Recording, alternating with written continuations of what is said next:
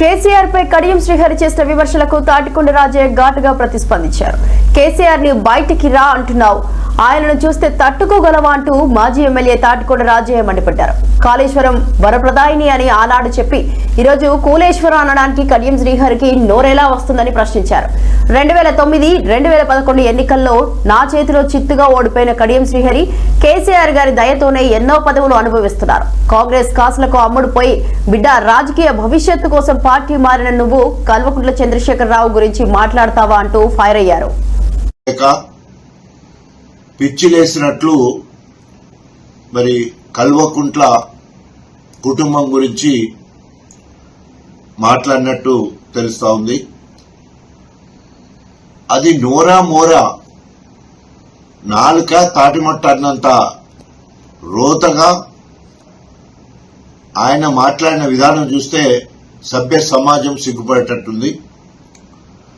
ఆయన నా చేతిలో 2009-2011 2 సార్లు టీడీపీ నుంచి వెళ్లి ఓడిపోయి తెలంగాణలో టీడీపీ భూస్థాపితమైతే ఆ భూమి కింద జీవోత్సవంలా రాజకీయ శూన్యంలో కొట్టుమిట్టాడుతుంటే కేసీఆర్ గారు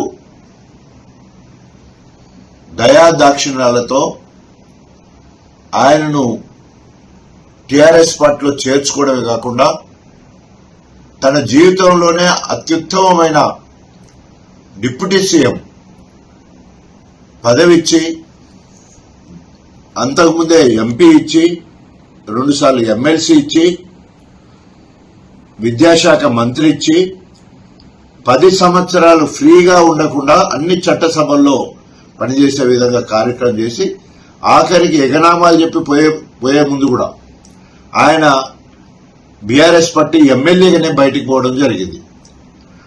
ఇన్ని చేసిన కేసీఆర్ గారిని మాట్లాడడానికి నీకు నోరెట్లొచ్చింది? కాంగ్రెస్ కు కాసుల కమ్ముడు పోయి బిడ్డ కోసం కక్కుర్తిపడి బిడ్డకు రాజకీయ భవిష్యత్తు కల్పించుకొని కుక్కిన పేరు లెక్క పడుండాల్సిన నువ్వు ఈరోజు మరి సూర్యుడు లాంటి కేసీఆర్ మీద